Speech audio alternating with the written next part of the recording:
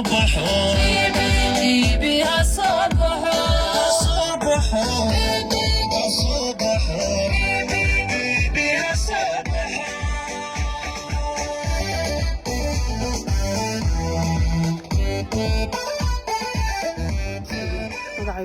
أحمد مشرح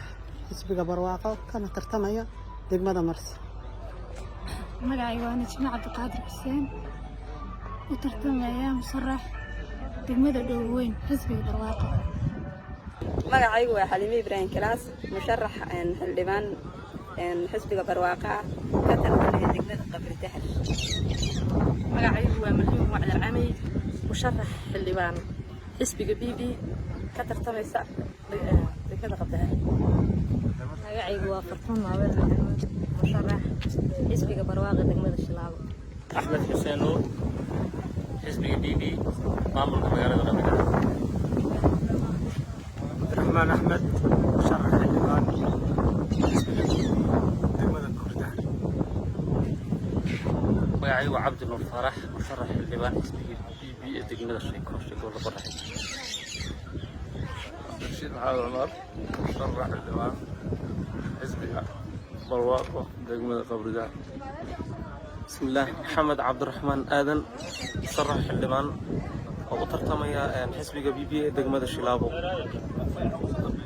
بسم الله الرحمن الرحيم magacaygu waa injineer xasan cabdi cusmaan musharax heer deegaan u tartamahaya kana tartamahaya degmada Dhoweyn magacaygu waa maxamed ashcari cabdiraxmaan marag musharax xildhibaan BB gobolka Qorraxay degmada Marsi بسم الله الرحمن الرحيم magacaygu waa nuur cabdi weys musharax xildhibaan ka tartamaya degmada Marsi golaha heer deegaan xisbiga BB عبد الرحمن محمود عرب مشرح كترتمية معمول المجالة الدهرة حزب برواقو هرديان عبد الغني محمد حسين كترتمي حزب برواقة دقمة الشلابو دور شدا هرديان باشا محمود أحمد مشرح اللبان حزب بروسبرتي بارت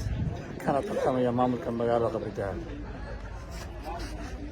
عبد الكريم عاقب آدن مشرح هير فدرال حزب برواقة قبل كقرحي magacaygu waa Cabdallah Maxamed musharax xildhibaan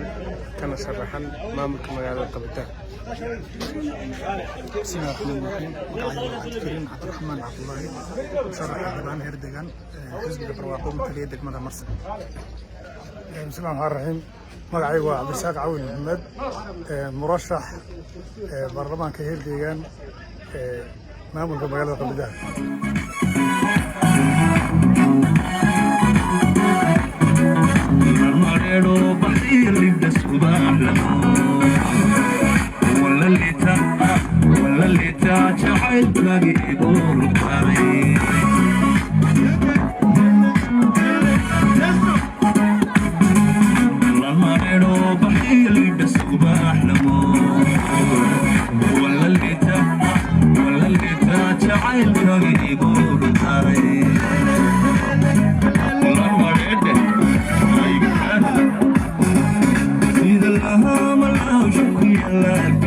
قلبي قاعد كل ولد